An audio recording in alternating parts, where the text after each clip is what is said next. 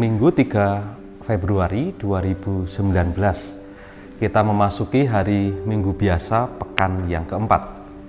Ketiga bacaan yang kita dengarkan pada hari ini mempunyai kaitan atau benang merah yang menarik. Yesus dan juga Nabi Yeremia menjadi contoh orang-orang yang dengan setia dan dengan penuh ketaatan menjalankan tugas perutusannya meskipun mengalami berbagai macam kesulitan, tantangan. Bahkan Yesus sendiri sampai harus mengalami kematian. Kalau melihat dari gambaran Yesus dan Yeremia ini, tugas perutusan pun juga ditujukan kepada kita. Sebagai seorang nabi, setidaknya dari bacaan hari ini, ada 3 hal pokok yang disampaikan atau diserukan oleh seorang nabi. Yang pertama, seorang nabi itu menyerukan terus-menerus tentang keseruan kebenaran. Yang kedua, seorang nabi juga bertugas untuk memberi peneguhan.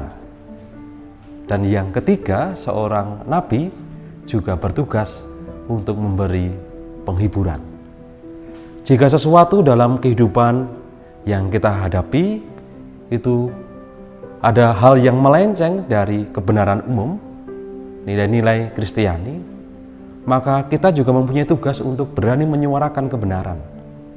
Meskipun akan berhadapan dengan berbagai macam risiko, penolakan, dimusuhi, tetapi suara kebenaran ini juga senantiasa harus kita sampaikan kepada banyak orang.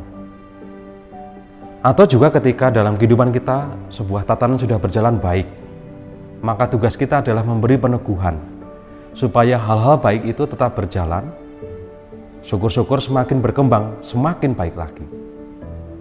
Dan juga kalau dalam kehidupan kita ada banyak penderitaan atau orang mengalami kesulitan dalam hidupnya, tugas kita pula memberi penghiburan kepada mereka. Ada satu kunci yang bagi saya menarik, bagaimana Yesus dan Yeremia bisa melaksanakan tugasnya dengan setia sampai tuntas.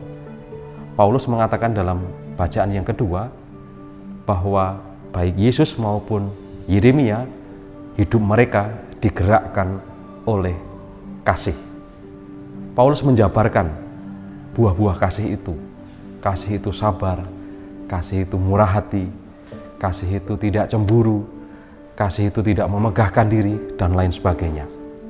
Maka ketika hidup kita dipenuhi dengan kasih, maka tugas kenabian pun juga akan dengan penuh semangat kita jalani.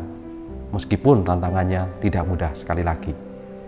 Contoh sederhananya, ketika kita memperjuangkan kejujuran, kebenaran, tanggung jawab di tengah situasi di komunitas kita, di tempat kita berada, orang yang memusuhi kita, dianggap tidak populer, bahkan mengancam kita, maka janganlah takut. Belajarlah dari Yesus dan Yeremia. Mereka bisa menjalankan tugas perutusannya dengan setia karena ada kasih yang ditumbuhkan. Meskipun berat, tetapi percayalah bahwa kebaikan yang terus kita suarakan, peneguhan dan penghiburan yang kita berikan kepada orang lain akan membawa pada kebahagiaan yang sejati. Selamat merenungkan hari ini. Semoga Tuhan memberkati hari Minggu Anda sekalian.